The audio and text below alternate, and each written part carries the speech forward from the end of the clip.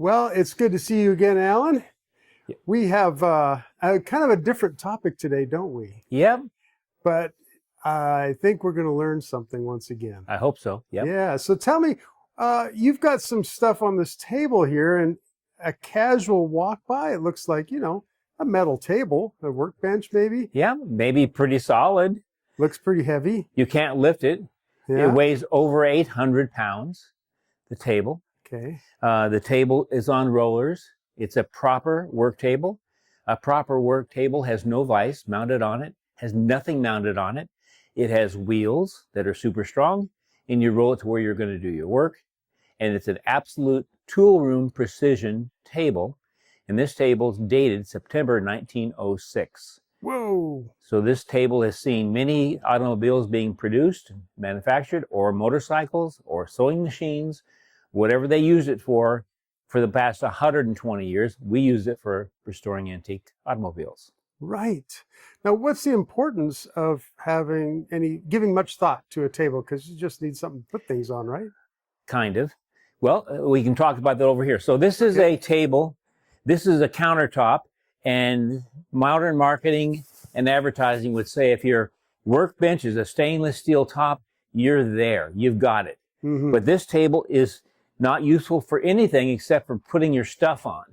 Your soda and your groceries on it, and maybe your tools before you use them. Okay. This isn't flat. It isn't thick. You couldn't even mount something to it if you wanted to. Okay. So although it looks pretty and that's what's marketed today, it's worth virtually nothing. Better than wood, I guess. But so the next level of table. Okay. So this table is a jig table, and the jig table has got 72 threaded bosses. I've filled up some of them. So as they would produce something, this one I believe was World War II for aircraft wings and things. It's just a piece of flat steel, an inch thick. It's kind of flat, but not really flat. It's flat enough to weld something on. If you put a 500-pound steel object on there like a tool that needs to be balanced, it's not going to be balanced. Okay. You're going to have to adjust your feet. And if you're going to drag that 500-pound tool or work piece or indexing machine or whatever across it, you're going to take 2 or 3 people to drag it across because it's absolutely not smooth. It's not precision-wise. Right. But it's strong, I guess. It's strong. It's a good table, and I've had this for 40 years, and I use it all the time. So I can put stuff on it, and I can bolt stuff to it like my vices and things, and I still have a work area. Yeah. But it's not the table. Okay. Now we'll go to one more. Yeah. This is my walnut table. It's got walnut to do all my brass and my bronze work. My fine things, if I drop something on here, that's not going to ever shatter. So I do lots of work on this table. And this wood is mounted on a jig table. So it's really strong. It's not going to move. Yeah. And then I have my vices on here too that go into the steel. So it's a very useful table. I have some things mounted to it because it's my wood table. So I have my wood vices. I have nothing else. And if I'm going to use something, if I'm going to pound on this table, I have a couple of these. These are railroad tracks. This is a section of it that's been planed. So if I need to beat on something, I put this on the wooden table. I can beat on this. Okay. If I need to. So it's a pretty good table. Let's go to a small version of a table. Okay. Okay, this is a 100-year-old, in this box, and this weighs 30 pounds, okay? This table is a precision toolmaker's table. Okay. You take this cover off, and there's a flat surface inside of it. Wow. And this flat surface was so valuable that it came in a jewelry box. Nice. So this flat surface, you could lay your small parts that you machine on here. A tool and die maker person could see if it's level and see how accurate the part was. And you could dress this table. Okay. And this table would go on some other table, and you use a stone. Okay. So you would stone your table. I'm right now I'm coursing it with my Coarse stone. What kind of stone is that, by the way? What is that made of? Some sort of a high-end granite that they cut with a diamond. Huh. So these stones, for example, if I get two of these out, these two stones are within millionths of an inch. Millionths of an inch. They will cut something within 0.1 ten-thousandths of an inch. So these are the most accurate things in the world. And you can see things with these stones that you'll never see any other way. You can't see it with a laser. You can't see it with anything. These precision stones, as long as they're still perfect, and these are, will show everything on a precision table. Okay. And so a precision table is a lathe, is a mill, you know, the deck, you know, the deck that on a big lathe, you know, when you turn your control to move your tool cutter and all your upper components, that whole part might weigh 100 pounds. It's not on any bearings. You know, you're moving it on that deck. Well, you've got one, don't you? Yeah, we'll go over there. So this is a non-precision lathe, just like a school systems lathe. It's 40 or 50 years old.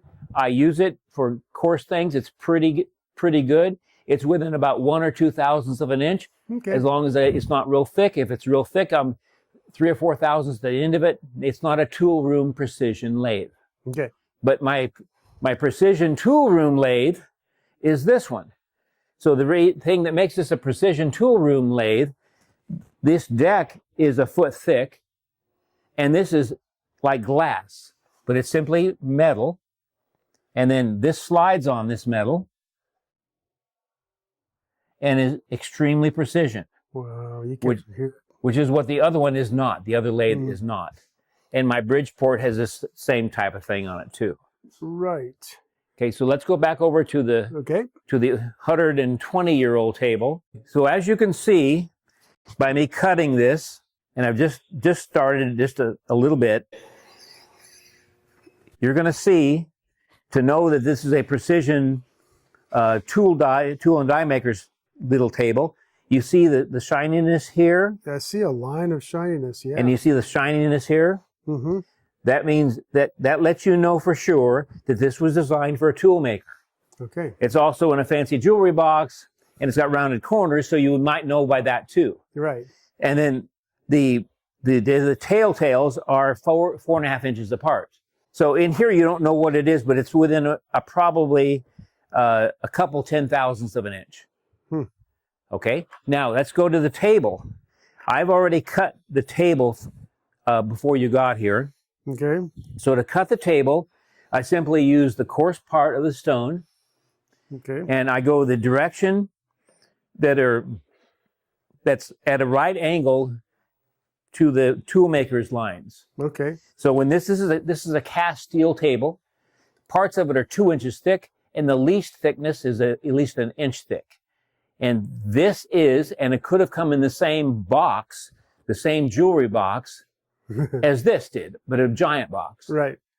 Wow. So you said this is cast steel. Cast steel, 120 years ago. Okay. And this was so this exactly is this, but a giant one. A large version of it, yeah. But then also the accuracy, you see the line, you see a line here and a line here. Yep. And on this table, you see them every inch. Yeah, okay. So this is even more accurate, even though it's 6 foot by 2 foot, than this small one is. Huh. So you simply, to find out if the table is good or not anymore, you go ahead and use your rough side of your stone and go ahead and edge it all the way across. And then if all your lines are an inch between all your shininess, this table's in really, really good shape. And as you start pushing it, it's making noise on the high spots. It's making noise on where they drilled through, which is actually an error, but that error was done in the last 120 years. I didn't do that error. Yeah. So you don't drill holes in a precision table. But if you do, you cut it back and forth, and you can see the edges of the hole where the stone has made it real shiny on the edges. And Yeah, so someone, I guess, probably didn't know better, and they right? did that. So by using the stone, it polishes and cuts that area down.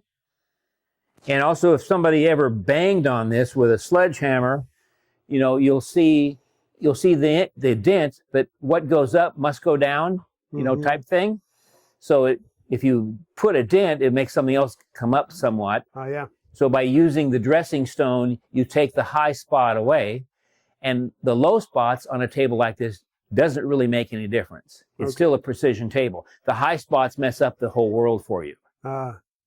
Okay, so then you get to the fine dressing stone, and then when it's finally quiet, you don't have any more noise, then you're done. But you don't keep cutting until you have this line and that line and that line touch, because you've worn your table out. Right. You need these telltales so the person that's 50 years from now and 200 years from now and 300 years from now will still be able to see if the table's still good. Yeah. Because your reference are those lines. You can find out if you have a precision tool room table, because once you start dressing it, you see the lines show up. Yeah. And then what's the difference on making a table that's totally flat? Here's a round bar stock. Yep. Well, you can kind of go like that and see if it's straight, but you don't know anything. You could roll it in the concrete outside, but you still don't know anything. You know, there's no way to find out if this is true or not. But you can lay it on your precision table, and it won't stop rolling. It's kind of rolling quietly, too. Yeah, so you have a 100% chance that this piece of bar stock, a tool steel, is round. Guaranteed. Okay. Because it won't even stop moving. Okay, so now we can see that is very precise, and it's made by the Challenge Machinery Company in 1906. So it's lasted this long. Is there anything you need to do to take care of it? Yep.